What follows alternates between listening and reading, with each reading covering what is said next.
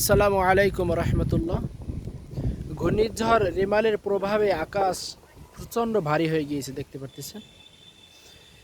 আল্লাহর কাছে আমরা ফরিয়াদ করি যেন বেশি বিপদ না হয়, কারণ কোরআনে পাকের মধ্যে আসছেন যে জলে এবং স্থলে যত বিপদ সকল কিছুই মানুষের হাতের কামাই।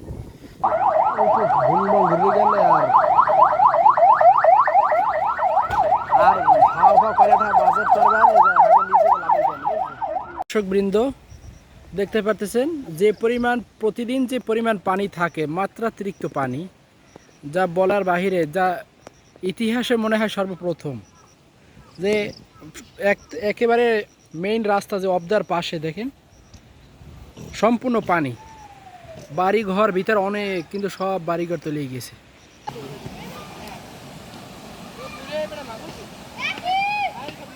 সাধারণ মানুষের কত দুর্ভোগ।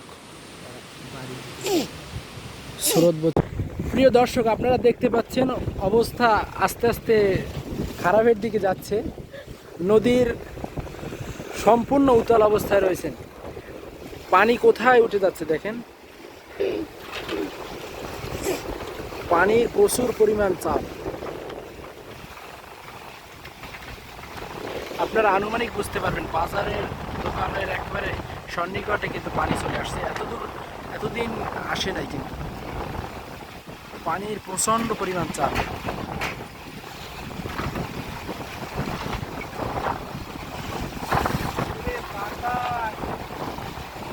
যে পরিমাণে বাতাসের গতি, আবার সেই পরিমাণে কিন্তু ঢেউ।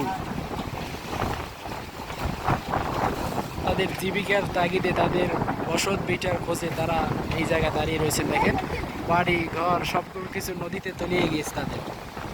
এই পল্টন উপর থেকে কিন্তু অনেক নিচে ছিল, এখন পল্টন সিঁড়ির থেকে অনেক উপরে উঠে গিয়েছে। এই পিলার দুটি ছিল অনেক বড় মনে হতো, কারণ পল্টন অনেক নিচে ছিল, তখন পানির মাত্রার কারণে পিলার মনে হয় যেন একদম ছোট, সেই অবস্থা হয়ে গেছে। এই গাছ বাতাসের মাত্রা এখান থেকে বোঝা যায়, এবং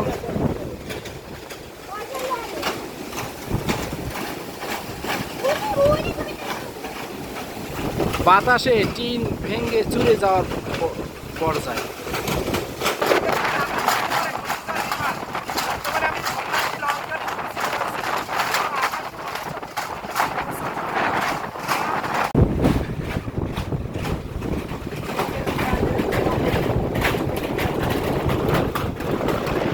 বাতাসের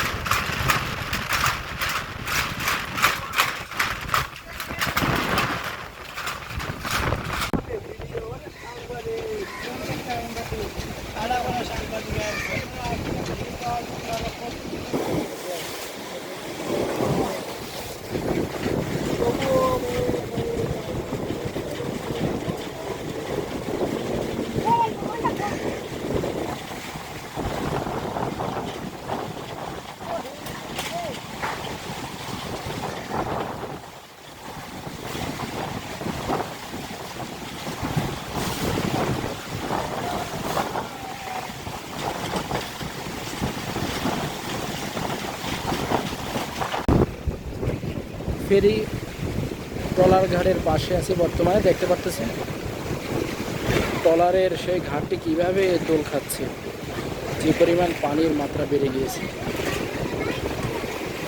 এই দোকানের সন্নিকটে পানি চলে আসছে, আর মনে হয় আধা ঘন্টা যদি বৃষ্টি হয় এই দোকান সব তলিয়ে যাবে।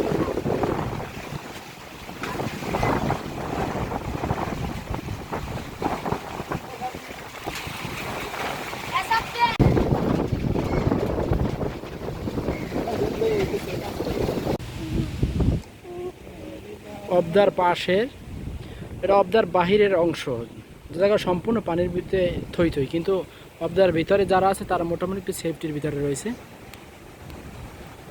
হচ্ছে অবদার ভিতরে গেটের হালকা একটু খুলে দেওয়ার কারণে কি পরিমাণ ঢেউ দেখতে পারতেছেন। যদি সম্পূর্ণ খুলে দেওয়া হয় তখন কি পরিস্থিতির সৃষ্টি হবে, তখন গাছপালা সকল কিছু বাতাসে ঠাল অনেকগুলো ভেঙে গিয়েছে।